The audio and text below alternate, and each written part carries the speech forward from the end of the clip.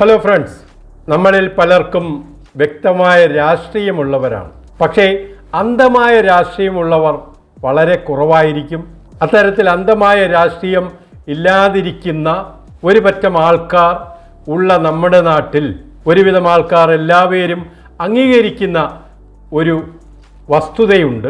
നമ്മുടെ നാടിനെ നശിപ്പിക്കുന്നത് ഈ രാഷ്ട്രീയക്കാർ തന്നെയാണ്. നമ്മുടെ സംസ്ഥാനത്ത് ഏറ്റവും വലിയ പൊതുമേഖലാ സ്ഥാപനമായ kseb ലിമിറ്റഡ് ഇതിനെയും നിയന്ത്രിക്കുന്നത് ഒരു പരിധിവരെ രാഷ്ട്രീയക്കാരാണ്. അത് ഇടത് വലത് മൂന്നാം മുന്നണി അങ്ങനെയൊന്നുമില്ല, എല്ലാ പേരും അതിനകത്തുണ്ട്. അത്തരത്തിലുള്ള രാഷ്ട്രീയക്കാരുടെ ഇടയ്ക്ക് പെട്ടുപോയ ഒരു സംഗതിയാണ് സ്മാർട്ട് മീറ്റർ ഇംപ്ലിമെൻറ്റേഷൻ. പണ്ട് കമ്പ്യൂട്ടറൈസേഷൻ വന്ന സമയത്ത് ഇതിലുള്ള പല രാഷ്ട്രീയക്കാരും ഇതിനെ എതിർത്തവരാണ്. പക്ഷേ ഇന്ന് അവരുടെ ഓഫീസ് മൊത്തമായിട്ടും നിയന്ത്രിക്കുന്നത് ഈ കമ്പ്യൂട്ടറൈസേഷൻ തന്നെയാണ്. അത്തരത്തിൽ നമുക്ക് പ്രതീക്ഷ നൽകുന്ന ഒന്നാണ് നാഷണൽ സ്മാർട്ട് ഗ്രിഡ്. ഇത് സംബന്ധിച്ച് ഞാൻ ഇറക്കിയ ഒരു വീഡിയോയിൽ ചില കമൻസ് വന്നതിന് അടിസ്ഥാനപ്പെടുത്തിയാണ് ഇന്നത്തെ വീഡിയോ ഞാൻ പ്ലാൻ ചെയ്തിരിക്കുന്നത്. ഞാൻ ജെയിംസ് കുട്ടി തോമസ്, റിട്ടയേർഡ് ഇലക്ട്രിക്കൽ ഇൻസ്പെക്ടറാണ്. സാധാരണ എല്ലാ സോഷ്യൽ മീഡിയകളിലും ഇത്തരത്തിലുള്ള രാഷ്ട്രീയക്കാരുടെ ന്യായീകരണ തൊഴിലാളികൾ ഇറങ്ങി ചേക്കേറാറുണ്ട്. അത്തരത്തിൽ എൻ്റെ ഈ കമൻറ്റ് ബോക്സിൽ 2 കമൻറ്റുകൾ വരികയുണ്ടായി. സാധാരണ ഇങ്ങനെ വരുന്നതിനൊന്നും നമ്മൾ മറുപടി പറയേണ്ടതില്ല. പക്ഷേ ഇത് വായിച്ചാൽ തെറ്റിദ്ധരിക്കപ്പെടുന്ന സാധാരണക്കാരുണ്ട്. അവർക്കിതിൻ്റെ വസ്തുത നമ്മൾ പറഞ്ഞു കൊടുക്കേണ്ടതുണ്ട്. അതാണ് ഇന്നത്തെ വീഡിയോയിലൂടെ ഞാൻ ശ്രമിക്കുന്നത്. നമുക്ക് ആ ഡീറ്റെയിൽസിലേക്ക് പ്രവേശിക്കാം. ആദ്യമായി ഞാൻ വിശദീകരണം നൽകുവാൻ ഉദ്ദേശിക്കുന്ന ഈ കമൻറ്റാണ്. നാഷണൽ സ്മാർട്ട് ഗ്രിഡിൻ്റെ കണക്കുകൾ പ്രകാരം രാജ്യത്താകെ സ്ഥാപിച്ചിട്ടുള്ളത് 1.3 ലക്ഷം സ്മാർട്ട് മീറ്ററുകൾ മാത്രമാണ്. രാജ്യത്തെന്നാണ് എഴുതിയിരിക്കുന്നത്. കേന്ദ്രഭരണ സ്ഥലങ്ങളിൽ പോലും പരിപൂർണമായി സ്മാർട്ട് മീറ്ററുകൾ സ്ഥാപിച്ചിട്ടില്ല.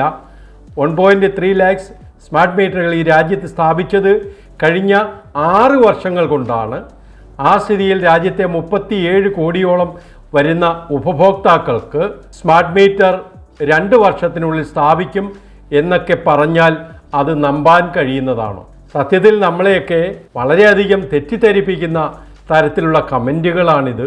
ഇവരൊന്നും കറക്റ്റായിട്ടുള്ള സത്യങ്ങൾ മനസ്സിലാക്കുന്നില്ല എന്നുള്ളത് വളരെ സങ്കടകരമാണ്. എന്നെപ്പോലെയുള്ള ഈ വിഷയങ്ങൾ അല്പമെങ്കിലും മനസ്സിലാക്കിയിട്ടുള്ളവരുടെ ഉത്തരവാദിത്വമാണ്. ഞാൻ നേരത്തെ കമ്പ്യൂട്ടറൈസേഷൻ്റെ കാര്യം പറഞ്ഞതുപോലെ സ്മാർട്ട് മീറ്റർ ഇംപ്ലിമെൻറ്റേഷൻ്റെ ആ സീരിയസ്നെസ് ജനങ്ങളെ ബോധ്യപ്പെടുത്തുക എന്നുള്ളത്. ഈ കമൻറ്റ് പറഞ്ഞ വ്യക്തിക്ക് നേരെ നാഷണൽ സ്മാർട്ട് ഗ്രിഡിൻ്റെ വെബ്സൈറ്റിൽ കയറിയാൽ ഇതിൻ്റെ വസ്തുതകൾ മനസ്സിലാകും. ഇതിൽ പറഞ്ഞിരിക്കുന്ന അനുസരിച്ച് സ്മാർട്ട് കൺസ്യൂമർ മീറ്ററിംഗ്, കൺസ്യൂമേഴ്സിന് വെച്ചിരിക്കുന്ന മീറ്ററുകൾ മൊത്തം സ്ഥാപിച്ചത് ഈ ഫിഗറാണ്. എത്രയാണ്? 1,45,14,700 ഇൻസ്റ്റാൾ ചെയ്ത് കഴിഞ്ഞു. സാങ്ഷൻ ചെയ്തത് ഇത്രയുമാണ്. ഇതാണ് ബാലൻസ്. ബാക്കിയുള്ളത് ഫീഡർ മീറ്ററിങ്ങും ഡിസ്ട്രിബ്യൂഷൻ ട്രാൻസ്ഫോമറിൻ്റെ മീറ്ററിംഗ് ഒക്കെയാണ്. ഇദ്ദേഹം പറഞ്ഞ എത്രയാ? ഓൺലി 1.3 ലാക്സ്. നമുക്ക് ആ നാഷണൽ സ്മാർട്ട് ഗ്രിഡിൻ്റെ വെബ്സൈറ്റിലൂടെ ഒന്ന് കയറി വിശദാംശങ്ങൾ പരിശോധിക്കാം. ഇതാണ് വെബ്സൈറ്റ്. നമ്മുടെ രാജ്യത്തിലുള്ള മൊത്തം സ്റ്റാറ്റസ് ഇവിടെ കിട്ടും. സ്മാർട്ട് മീറ്ററിംഗ് സ്റ്റാറ്റസ് അതിൽ ക്ലിക്ക് ചെയ്ത് കഴിഞ്ഞാൽ നമുക്ക് ഓരോ സംസ്ഥാനങ്ങളിലെയും ഡീറ്റെയിൽസ് കിട്ടും. ഇതാണ് മൊത്തം കണക്ക്. നേരത്തെ ഞാൻ പറഞ്ഞ കണക്ക് ഇവിടെയുണ്ട്. ഓരോ സംസ്ഥാനവും തിരിച്ചിവിടെ എഴുതിയിട്ടുണ്ട്. ഇതിൽ കേരളത്തിൻ്റെ കണക്ക് വളരെ ദയനീയമാണ്. കേരളം ആകെ എത്രയാണ്? 805. അത് കൊച്ചിൻ പോർട്ട് ട്രസ്റ്റിൽ മാത്രം സ്ഥാപിച്ചിട്ടുള്ളതാണ്. ഓരോ സംസ്ഥാനങ്ങളും വളരെ ലീഡിംഗ് ആയിട്ട് പോയിട്ടുണ്ട്. എന്നിട്ട് നമ്മൾ വളരെ പിന്നിലാണ്. ആന്ധ്രാപ്രദേശ് കണ്ടില്ലേ, ഓരോ സ്റ്റെപ്പ് ബൈ സ്റ്റെപ്പായിട്ട് അവരെല്ലാം ചെയ്യുന്നുണ്ട്. പക്ഷേ ഞാൻ പറഞ്ഞല്ലോ, നമ്മുടെ നാട് ഈ രാഷ്ട്രീയക്കാർ കുട്ടിച്ചോറാക്കി കളയുകയാണ്. നമ്മൾ എത്തേണ്ട ആ സ്പീഡിൽ ഈ ടെക്നോളജിയോട് അഡ്ജസ്റ്റ് ചെയ്ത് നമ്മൾ നീങ്ങുന്നില്ല എന്നുള്ളതാണ്.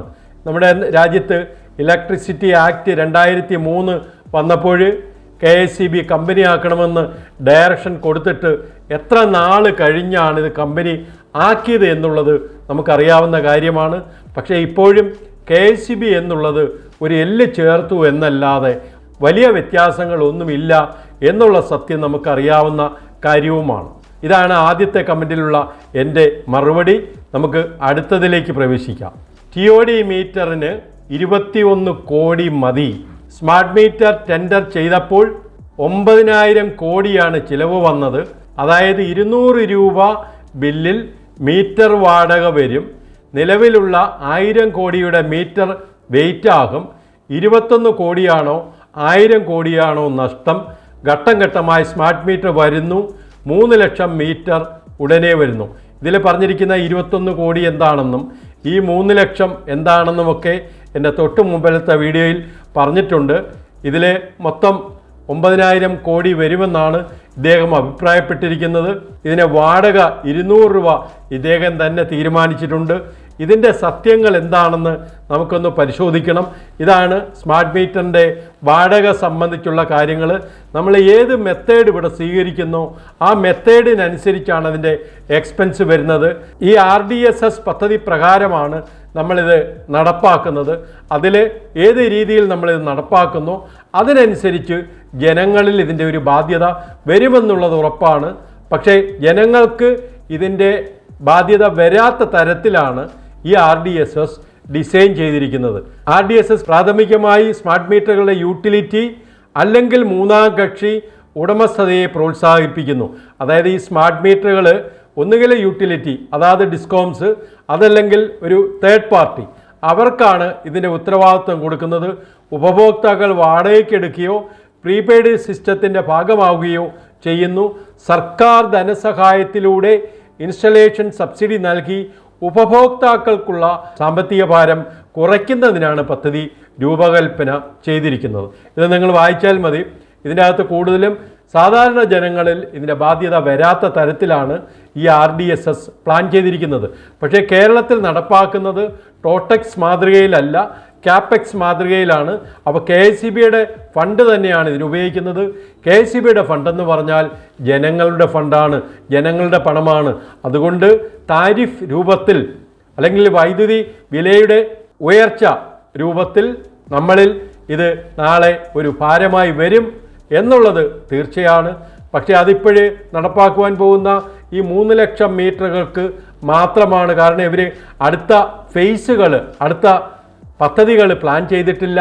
പക്ഷെ നമ്മൾ ജനങ്ങൾ ഈ വിഷയത്തിൽ കുറച്ചും കൂടി ബോധവാന്മാരാവുകയാണെങ്കിൽ ഒരു പരിധിവരെ ഈ ബാധ്യത ഒഴിവാകും. അല്ലെങ്കിൽ സർക്കാരിൻ്റെ ഫണ്ട് ഉപയോഗിച്ച് തന്നെ ഇത് നടപ്പാക്കണം എന്നുള്ള രീതിയിൽ പോയി കഴിഞ്ഞാൽ നമുക്ക് ബാധ്യത കുറയും എന്നുള്ളതാണ് ഇതിൽ നിന്നും മനസ്സിലാകുന്നത്. ഈ വിഷയം സംബന്ധിച്ച് ഇദ്ദേഹത്തിൻ്റെ ഈ ചോദ്യത്തിന് മറുപടിയായി ഈ കമൻറ്റ് സംബന്ധിച്ച് KSB റിട്ടയേർഡ് ഡെപ്യൂട്ടി ചീഫായ CP ജോർജ് സാറിൻ്റെ മറുപടി നിങ്ങൾ കേൾക്കുക. അത് കേട്ട ശേഷം നമുക്ക് തിരിച്ചു വരാം.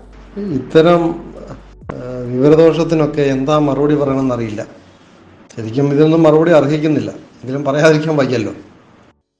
അതായത് TOD മീറ്റർ 21 കോടി മതി എന്ന് പറയുമ്പോൾ ഈ TOD മീറ്റർ എത്രയാണ് റീപ്ലേസ് ചെയ്യണമെന്ന് നമുക്ക് മനസ്സിലാക്കണം. 2,89,500 TOD മീറ്ററുകളാണ് ഇവർ റീപ്ലേസ് ചെയ്യാൻ ഉദ്ദേശിക്കുന്നത്. പുതിയ മീറ്ററുകളെ, പഴയ ഇപ്പോഴത്തെ മീറ്ററുകളെ TOD മീറ്ററാണ് റീപ്ലേസ് ചെയ്യാൻ ഉദ്ദേശിക്കുന്നത്. അത് റീപ്ലേസ് ചെയ്തുകൊണ്ട് എന്താണ് പ്രയോജനമെന്നും നമ്മൾ മനസ്സിലാക്കണം. അതായത് അത് 250 മുകളിലേക്കുള്ള 500 യൂണിറ്റ് കൂടുതൽ ഉപയോഗിക്കുന്നവർക്ക്, മന്ത്ലി ഉപയോഗമുള്ളവർക്ക് ഇപ്പം തന്നെ TOD മീറ്ററിംഗ് ഉണ്ട്. അപ്പോൾ അതിൽ കൂടുതലുള്ള, അതായത് 250 തൊട്ട് 400 യൂണിറ്റ് വരെ ഉപയോഗിക്കുന്ന ആൾക്കാരാണത്. 2,89,500 പേര്. നമ്മൾ മനസ്സിലാക്കേണ്ടത് 1,04,00,000 കൺസ്യൂമേഴ്സ്, ഡൊമസ്റ്റിക് കൺസ്യൂമേഴ്സാണ്. അതിൽ 250 യൂണിറ്റ് കുറച്ച് ഉപയോഗിക്കുന്നവരാണ് ഏകദേശം 90 ലക്ഷം. അപ്പോൾ നമുക്ക് മനസ്സിലാകാം ഇത്രയും TOD മീറ്ററുകൾ മാറിയിട്ട് എന്ത് പ്രയോജനം. രണ്ടാമത് ഇവർ തന്നിരിക്കുന്ന ഡേറ്റ അനുസരിച്ച്, അവരെ കൊടുത്തിരിക്കുന്ന പെറ്റീഷനിലിരിക്കുന്ന ഡേറ്റ അനുസരിച്ച് തന്നെ ഈ പറയുന്ന ഉപഭോക്താക്കളുടെ 18% ഉപഭോഗം മാത്രമേ ഉള്ളൂ പീക്ക് ടൈമിൽ. 18%, അതായത് 18% മാത്രമേ ഉള്ളൂ പീക്കിലുള്ളൂ. അപ്പോൾ നമ്മൾ ഈ 21 കോടി രൂപ മുടക്കുന്നത് കൊണ്ട് എന്താണ് പ്രയോജനം? ഈ 18% കൺസെപ്ഷൻ വരുമ്പോൾ നമ്മൾ 21 കോടി രൂപ മുടക്കുമ്പോൾ ആ 21 കോടി രൂപയുടെ ഇൻവെസ്റ്റ്മെന്റിന്റെ റിട്ടേൺ എങ്കിലും വേണ്ടേ? അതായത് നമ്മൾ 21 കോടി രൂപ മുടക്കിയാൽ നമ്മൾക്ക് അവരുടെ ഉപഭോഗത്തിൽ പീക്ക് സമയത്തെ ഉപഭോഗത്തിൽ അത്രയും കുറവ് വരണം. 18% ഉപഭോഗം എന്ന് പറഞ്ഞാൽ ഒരു ആള് കണക്ഷൻ എടുത്തു കഴിഞ്ഞിട്ട് മിനിമം ആവശ്യത്തിന് വേണ്ടിയിട്ട് പീക്കിൽ ഉപയോഗിക്കുന്നതല്ലേ ഉള്ളൂ. അപ്പൊ അതുകൊണ്ട് എന്താണ് പ്രയോജനം? TOD വെക്കണമെങ്കിൽ സാർവത്രികമാക്കാതെ ഇങ്ങനെ മാത്രം വെച്ചിട്ട് എന്താണ് പ്രയോജനം? അതേസമയം സ്മാർട്ട് മീറ്റർ ഉദ്ദേശിക്കുന്നത് കൊണ്ട് അത് ഒത്തിരി പ്രയോജനങ്ങളാണുള്ളത്. TOD സാർവത്രികമാക്കാൻ പറ്റും. TOD മാത്രമല്ല TOയും ടൈം ഓഫ് യൂസും സാർവത്രികമാക്കാൻ പറ്റും. അതോടൊപ്പം തന്നെ ഡേറ്റ മാനേജ്മെന്റ് പറ്റും. നമ്മൾ ട്രാൻസ്ഫോമറിന്റെയും ലൈനിന്റെയും കൺസ്യൂമറുടെയും ഉപഭോഗത്തിന്റെ കൃത്യമായിട്ടുള്ള ഡേറ്റ, അതായത് നമ്മളുടെ ഉപഭോഗത്തിന്റെ പാറ്റേൺ എല്ലാം കിട്ടും. അതുവഴി നമുക്ക് കാര്യങ്ങൾ നടക്കും. ഇങ്ങനെ ഇതൊരു വേറൊരു ലെവലാണ് സ്മാർട്ട് മീറ്ററും AMI എന്ന് പറയുന്നത്. അതും ഇതുമായിട്ട് കമ്പയർ ചെയ്യുന്ന പറഞ്ഞാൽ കാളവണ്ടിയും പിന്നെ കാറുമായിട്ട് കമ്പയർ ചെയ്യുന്ന പോലെയാണ്. എന്നിട്ട് അവർ പറയുന്നു അത് മാത്രമോ, ഇത് എന്തിനാണ് ഇങ്ങനെ? അതിന് മാത്രമല്ല, നമ്മൾ 2 വർഷത്തിനുള്ളിൽ ഇതും റീപ്ലേസ് ചെയ്തേ പറ്റൂ. ഗവൺമെന്റ് ഓഫ് ഇന്ത്യ ഇതനുസരിച്ച് 2026 മാർച്ച് മാസം 31-ാം തീയതിക്കുള്ളിൽ മുഴുവൻ വെക്കണം. ഇനിയിപ്പോ അതങ്ങനെ നടന്നില്ലെങ്കിൽ പോലും 1 വർഷമല്ല എക്സ്റ്റൻഷൻ കിട്ടുമായിരിക്കും. അതിനുള്ളിൽ വെക്കേണ്ടതല്ലേ? അപ്പൊ ഈ 1-2 വർഷത്തിനകം നമ്മൾക്ക് 21 കോടി രൂപ മുടക്കിയിട്ട് അതിനുള്ള പ്രയോജനം കിട്ടണ്ടേ? ഇൻവെസ്റ്റ്മെന്റ് റിട്ടേൺ കിട്ടണ്ടേ? അല്ല വെറുതെ നമ്മൾ മാറ്റാൻ വേണ്ടിയിട്ട് എന്തിനാ മാറ്റുന്നത്? ഇനി മറ്റൊരു കാര്യം പറഞ്ഞു കഴിഞ്ഞാൽ എന്തിനാണ് ഇതിന്റെ ഉദ്ദേശം? ശരിക്കും പറഞ്ഞാൽ ഇവർ പറയുന്നത് ഇതിനകത്ത് ഗവൺമെന്റ് നമ്മുടെ electricity right of the consumer, government of India electricity right of the കൺസ്യൂമറിനകത്ത് പറയുന്നുണ്ടെന്നാണ്. അങ്ങനെ പറയുന്നുണ്ടെങ്കിൽ അതിനകത്ത് പറയുന്നത് ഡൊമസ്റ്റിക് കൺസ്യൂമറുടെ 250 മുമ്പ് വെക്കേണ്ടതാണ്. ഇൻഡസ്ട്രിയൽ കൺസ്യൂമറും കൊമേഴ്സ്യൽ കൺസ്യൂമറും ഒക്കെ വെക്കണം. പക്ഷെ അതവർ ഉടനെ വെക്കുന്നില്ല. കാരണം എന്താണെന്ന് വെച്ച് കഴിഞ്ഞാൽ അത് വെക്കണമെങ്കിൽ അതിനുള്ള പാറ്റേൺ ഇല്ല എന്നൊക്കെ പറഞ്ഞു വെക്കുന്നു. അത് ഉടനെ വെക്കുന്നുമില്ല. അതിനകത്ത് ഇവർ പ്രപ്പോസൽ കൊടുത്തിട്ടുമില്ല. വെറും ഡൊമസ്റ്റിക്കിന്റെ മാത്രമാണ്. പിന്നെ അതിലും പ്രധാനമായിട്ട് ഇതിനകത്ത് പറഞ്ഞിരിക്കുന്നത് സ്മാർട്ട് മീറ്റർ ഇംപ്ലിമെന്റ് ചെയ്യണമെന്നാണ് പറഞ്ഞിരിക്കുന്നത്. ഈ സ്മാർട്ട് മീറ്റർ ഇതിനകത്ത് പറഞ്ഞിരിക്കുന്നത് ഗവൺമെന്റ് ഓഫ് ഇന്ത്യയുടെ ഡയറക്ഷനകത്ത് പറഞ്ഞിരിക്കുന്ന സ്മാർട്ട് മീറ്റർ ഇംപ്ലിമെന്റ് ചെയ്യുമ്പോൾ അതോടൊപ്പം TODയും TOയും ഇതുപോലുള്ള പല നൂതന താരിഫ് ഘടനകളെ ഇംപ്ലിമെന്റ് ചെയ്യുകയും അത് നമ്മൾക്ക് കാര്യമായിട്ടുള്ള കോസ്റ്റ് ഓഫ് ഇലക്ട്രിസിറ്റിയുടെയും നമ്മുടെ ലോഡിങ്ങും ജനറേഷന്റെ കപ്പാസിറ്റി ലോഡിങ്ങും ഇതൊക്കെ ഉപയോഗപ്രദമായിട്ട് കൂടുതൽ ഒപ്റ്റിമലായിട്ട് കൂടുതൽ നമുക്ക് നല്ല രീതിയിൽ ആസ്തികളുടെ ഒപ്റ്റിമൽ ഉപയോഗം, അതായത് ഏറ്റവും നല്ല കാര്യക്ഷമമായിട്ടുള്ള ഉപയോഗം സാധ്യമാക്കാൻ വേണ്ടിയിട്ടാണ് ഇത് പറയുന്നത്. അതാണ് നമ്മൾ TODയുടെ ഉദ്ദേശം തന്നെ. ഇതാണ് TOD ബില്ലിങ്ങിന്റെ ഉദ്ദേശം. അത്രയാണ്. ഏതെങ്കിലും ഉപഭോക്താവിന്റെ ഉപഭോഗം കുറയ്ക്കുക എന്നുള്ളതല്ല, അവർക്ക് പറ്റുന്ന ഉപഭോഗം കൂടുതൽ പീക്കല്ലാത്ത സമയത്തേക്ക് മാറ്റി ഉപയോഗിക്കുമ്പോൾ അവരുടെ ഉപഭോഗവും നടക്കും. അതോടൊപ്പം തന്നെ നെറ്റ്വർക്കിന്റെ ലോഡിങ്ങിന്റെ പ്രശ്നവും തീരും. ഇത് രണ്ടും കൂടെ ശ്രദ്ധിച്ചുകൊണ്ടാണ് നമ്മൾ TOD ബില്ലിങ്ങിന് വേണ്ടത്. അങ്ങനെ അതിന്റെ TOD ബില്ലിങ്ങിന്റെ ഒബ്ജക്റ്റീവ്സ് അല്ലെങ്കിൽ അതിന്റെ ഉദ്ദേശ ലക്ഷ്യങ്ങൾ പ്രാപിക്കാതെ വെറുതെ TOD ബില്ലിങ് വരെ വന്നിട്ടുള്ള കാര്യമിരിക്കുന്നത്.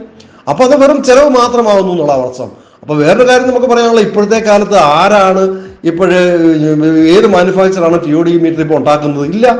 പണ്ടിരിക്കുന്ന ഇപ്പം ഇന്ത്യയിൽ ഒട്ടാകെ സാർവത്രികമായിട്ട് സ്മാർട്ട് മീറ്റർ ഇംപ്ലിമെന്റ് ചെയ്തുകൊണ്ടിരിക്കുമ്പോൾ ആർക്കാണ് ഇത് താല്പര്യം ഈ സാധനം ഉണ്ടാക്കാൻ? ഇപ്പൊ അത് ശരിക്കും ചെലവില്ല. TOD മീറ്ററിനോ ഇതുപോലെ മീറ്ററിന് ചെലവില്ല. എല്ലാ യൂട്ടിലിറ്റികളും, ഇന്ത്യയിലെ മുഴുവൻ യൂട്ടിലിറ്റികളും സ്മാർട്ട് മീറ്ററിലേക്ക് പോവുകയും പുതിയ മാനുഫാക്ചറിങ് ഫെസിലിറ്റികൾ എല്ലാം ഈ പറയുന്ന സ്മാർട്ട് മീറ്ററിലേക്ക് വരികയും ചെയ്യുമ്പോൾ നമ്മൾ പോയി TOD മീറ്റർ മേടിക്കുന്നതിൽ ശരിക്കും ഒരു വെസ്റ്റഡ് ഇൻട്രസ്റ്റ് ഉണ്ട്, മറ്റ് ഇൻട്രസ്റ്റ് ഉണ്ട്. അതാണ് ഞാൻ പറയേണ്ടത്.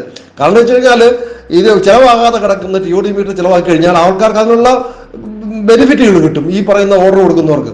അതാണ് ഇതിനകത്തെ വസ്തുതാപരമായ വാദം. ശരിക്കും പറഞ്ഞാൽ 21 കോടി എന്ന് പറഞ്ഞാൽ ശരാശരി ഒരു മീറ്റർ റീപ്ലേസ് ചെയ്യുമ്പോൾ അതിന്റെ കോസ്റ്റ് തന്നെയാവും 750 രൂപ 800 രൂപ.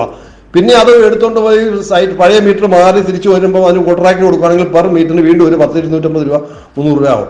അതെങ്കിലും ആയിക്കോട്ടെ, അത്രയും പൈസയാവും. അപ്പൊ ഇത് മാറ്റി തിരിച്ചു കൊണ്ടുവന്ന് ഇത് വെക്കുമ്പോൾ ഉണ്ടാകുന്ന ചെലവ് പ്ലസ് ഒരു 800 രൂപയോളം മീറ്ററിന്റെ കോസ്റ്റ്, ഇതെല്ലാം കൂടെ കൂട്ടിയിട്ട് ഒരു 1000-1200 രൂപ 1100 രൂപ ഒരു മീറ്ററിന് വരുന്നിട്ട് അതിനുള്ള പ്രയോജനം എന്താണ്?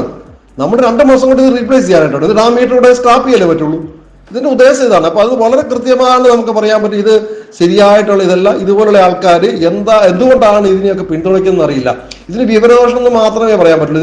ഇതിനൊന്നും രാഷ്ട്രീയമോ ഒന്നുമല്ല, വെറും വിവരദോഷമാണ്. ഈ വിവരദോഷത്തിന് പ്രത്യേകിച്ച് ഇങ്ങനെ ആർഗ്യൂ ചെയ്യുന്ന ആൾക്കാർക്ക് ഇത് വാലും തലയില്ലാതെ, അതായത് ഒരു സാധനത്തിന്റെ ഇത് അതിന്റെ ശരിയായ പിക്ചർ ഇല്ലാതെ അവിടുന്ന് ഇവിടുന്ന് കട്ട് ചെയ്തിട്ട് അവരുടെ വെസ്റ്റഡ് ഇൻട്രസ്റ്റും വിവരദോഷങ്ങളും പ്രകടിപ്പിച്ച് ആൾക്കാരെ കൺഫ്യൂസ് ചെയ്യാൻ പറ്റുന്ന ഈ ആർഗ്യുമെന്റുകൾ ഇതൊക്കെ. ഇത് മാത്രമേ ഇത് പറയാനുള്ളൂ. Okay, thank you. ജോർജ് സാറിൻ്റെ മറുപടിയിൽ പറഞ്ഞ ടൈം ഓഫ് യൂസ് TOU എന്നുള്ളത് മനസ്സിലാക്കുവാനായിട്ട് ഞാൻ ഈ വെബ്സൈറ്റ് കാണിക്കാം. Indian energy exchange.